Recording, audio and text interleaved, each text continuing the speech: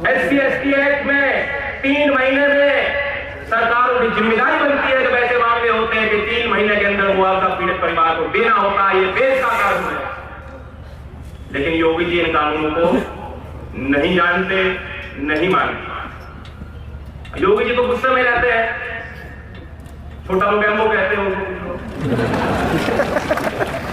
मैं उनको भी कहूंगा कुछ मुस्कुराओ यार।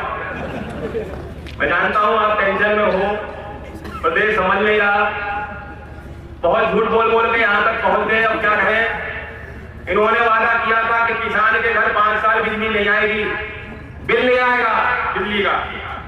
अब मीटर लग रहे हैं। मैं चेतावनी देना चाह रहा हूं, आपकी तैयारी क्या है? अब स्मार्ट मीटर लगाए जाएंगे, प्रीपेड बिजली की व्यवस्था होगी। पहले आप बिजली के लिए पैसा जमा करोगे, उसके बाद बिजली मिलेगी।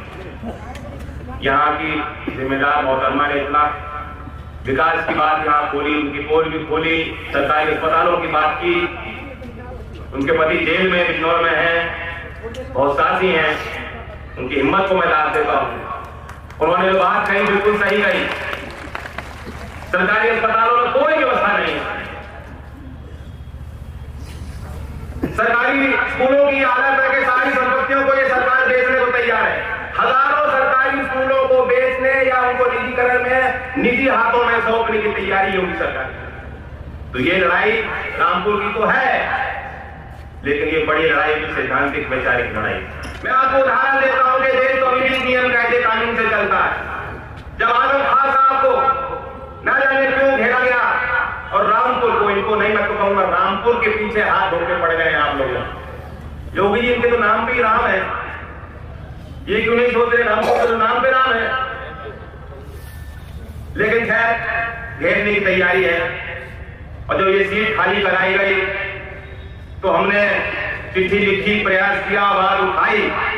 पहले तो उन्होंने आनाकानी की कि नहीं नियम नहीं है, 2 साल के ऊपर की सजा होती है तब सजा जाती है। लेकिन विधानसभा अध्यक्ष ने मुझे चिट्ठी लिखी और बताया कि नहीं, उनकी सदस्यता तो गई। और इसलिए खतौली में जहां मैनपुरी और रामपुर में चुनाव हो रहा है, साथ साथ खतौली में भी चुनाव इन्हें घोषित करना पड़ा।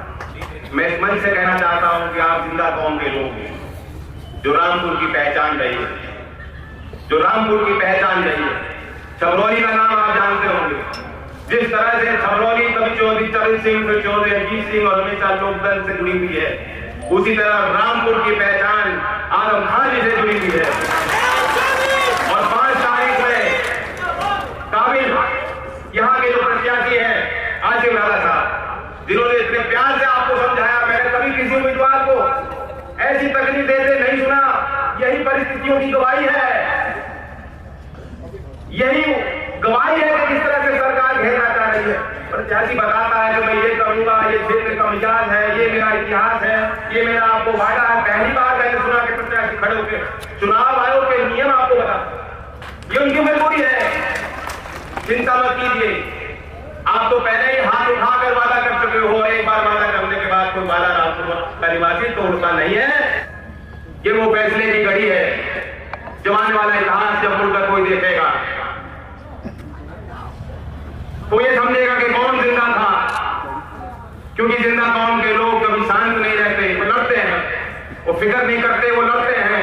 मुकाम तक पहुंचे ना पहुंचे वो लड़ते हैं। जो जिम्मेदार हैं, मंच पे हैं, उनकी बड़ी जिम्मेदारी है।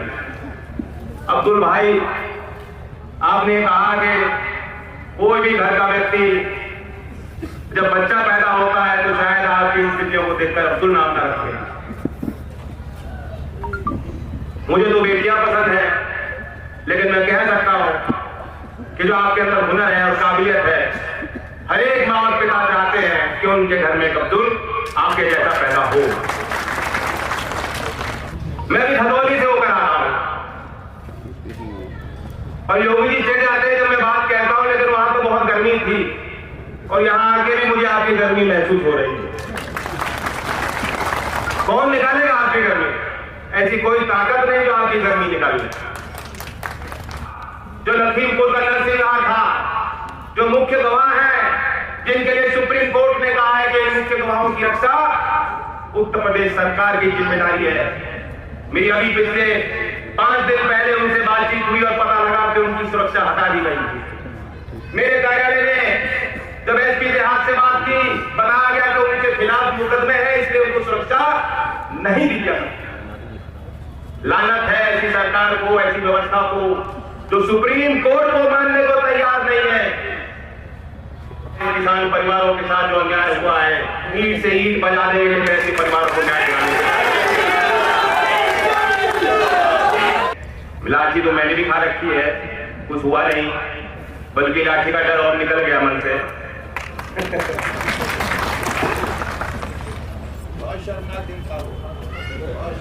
उस परिवार की भी मैं बता दूं, जिस परिवार को मैं जब मिलने जा रहा था तो पूरी सरकार आमने सामने मेरे इस रास्ते को रोकने पर खड़ी हो गई।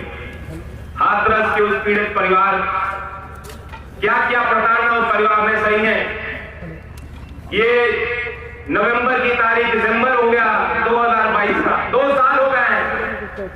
अभी तक मुख्यमंत्री ने जो उस परिवार को वीडियो कॉन्फ्रेंसिंग के माध्यम से और फिर डीएम ने चिट्ठी लिखकर जो वादे किए थे विस्थापना के लिए कि तुम्हें हम जमीन दिलाएंगे, मकान दिलाएंगे, सरकारी नौकरी तुम्हारे घर के परिवार के सदस्य को दिलाएंगे, हाथरस के रेप पीड़ित जो इस परिवार को वादे योगी सरकार अब तक पूरा नहीं कर पाई। लानत है।